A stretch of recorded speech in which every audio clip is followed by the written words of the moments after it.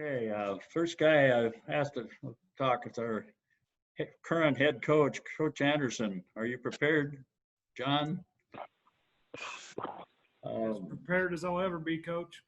He was obviously was assistant coach to back with Chuck and John, or back with Chuck and Kalen when they were there, and then he left West Virginia as a head coach, and then came back to Sioux Falls as our head coach. So anyway, welcome, John. You can say a few words to the guys here.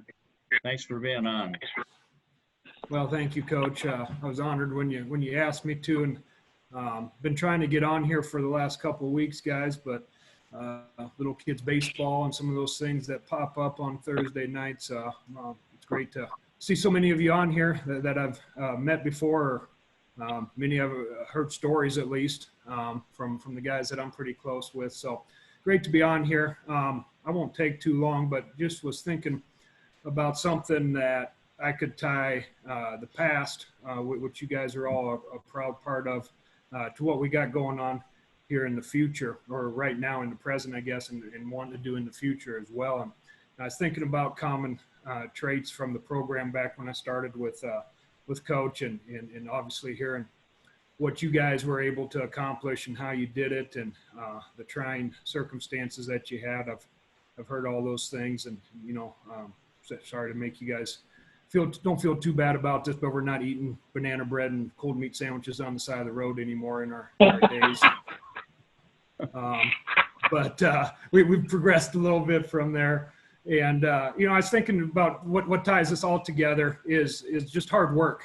And I know how Coach built this program, and so many of you guys and the coaches that are on here that coached before I got on board in 2002. And it's just, there's no substitute for it. And I was looking for a Bible verse to tie that together, and I came across Colossians 3:23. It says, "Whatever you do, work at it with all your heart, as working for the Lord, not for men."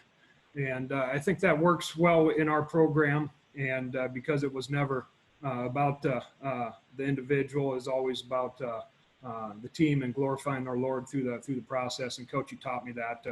I had some great coaches through my college career and early in my coaching career, but you're the first one that really mentored me and taught me how to glorify the Lord through my coaching ability. And I'm forever grateful for that, and something that I try to carry through every single day. And then, how we work in our program comes from you, Coach. And I told this story when I got introduced at the press conference. I'll tell it again because I think it's worth doing, and I don't want to take too long. It's kind of when Coach retired, it took him forever to move out of his office. Kalen, you remember it took you about 3 months to be able to get into that head coach's office.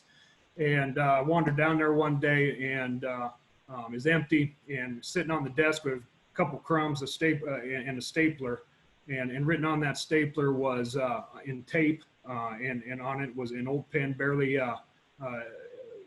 able to be read. It said, Bob Young, math instructor / football coach. All right. And that really spoke to me, because when I got there, I know Kalen was coaching baseball. Chuck was a stinking admissions counselor, for crying out loud. I was substitute teaching, and Coach Harder, I know you were there too. And so many of these coaches were working part-time as we were going through, and everything still had to be done just through hard work. And I thought that if Coach, even towards the end of his career, was still identified as a math teacher, then there was nothing too big that I couldn't do or shouldn't do.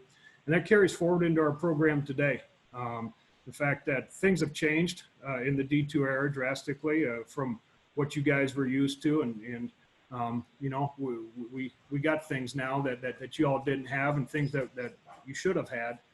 We're still not all the way there. We're still not looking like some of the programs we go against in the playoffs and the things that they got, but we're much further along. And that was built on your guys' back and the things that you guys accomplished, the hard work that you put in, and know that there's a tie to your era that through Coach and through the guys that I was blessed to coach early there with. I know the history of the program. I know what you guys did. I know that you didn't play home games and all those things. And we share that with our kids. The minute that they get a little uptight about not having something, I got plenty of ammo to come right back at them about what they do have.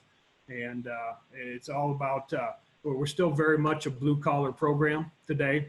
I think that when we're successful, it's because we outwork people.